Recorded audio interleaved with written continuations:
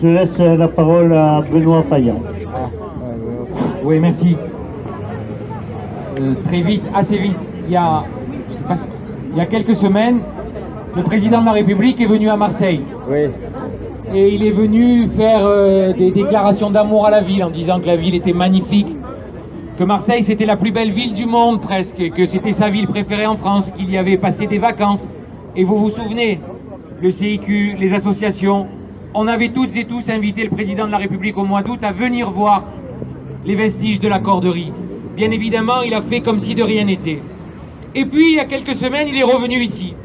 Il est revenu à Marseille. Et avec quelques-uns, vous êtes allés les interpeller. Moi, je voudrais vous remercier à toutes et à tous. Joël, Sandrine, Guy, Gilbert, les uns et les autres, vous qui êtes toutes et tous venus. Et vous l'avez interpellé. Et il a dit, la Corderie, bon, c'est quand même peut-être important, on va s'en occuper. On va s'en occuper et vous aurez la ministre de la Culture qui va venir. Elle va venir ici. Oui, elle va vous parler, évidemment, tous les espoirs étaient permis. Ah, il n'était pas là, c'est désolé. En catimini, de manière bunkérisée. Mais ils n'étaient pas là. Elle est venue samedi à Marseille. Moi, je prends la parole. En préfecture, avec les services de l'État, faire comme si de rien n'était. Venir voir le site, ici, et après, aller s'enfermer en préfecture. Avec des experts qui, de toute façon, avaient d'ores et déjà décidé de condamner le site. Moi, je voudrais vous féliciter parce que vous avez eu le courage de l'affronter dans la préfecture.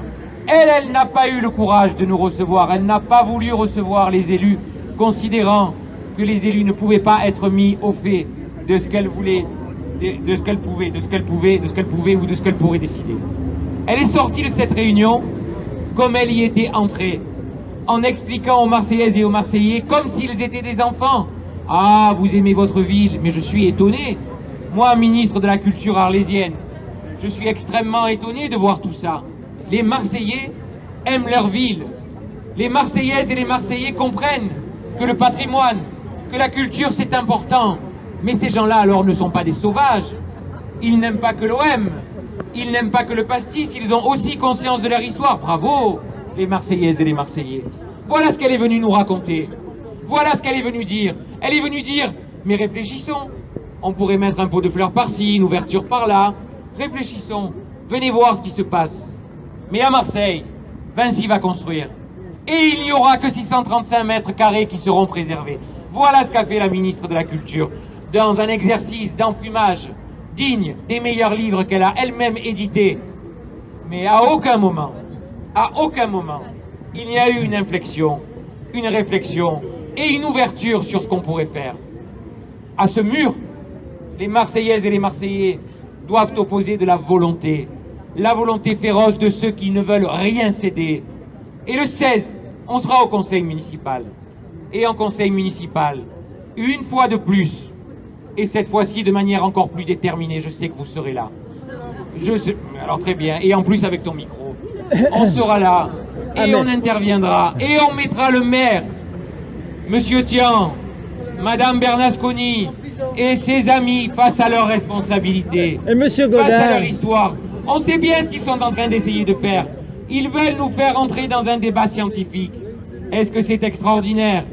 Est-ce que c'est remarquable? Est-ce que c'est digne de préservation? Mais là n'est pas la question. On a devant les yeux, mais quelque chose de très simple, quelque chose qui n'existe pas ailleurs.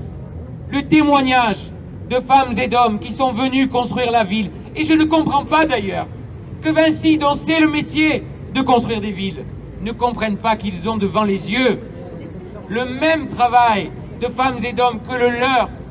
C'est le témoignage de leur propre histoire à eux aussi, puisqu'ils construisent des villes.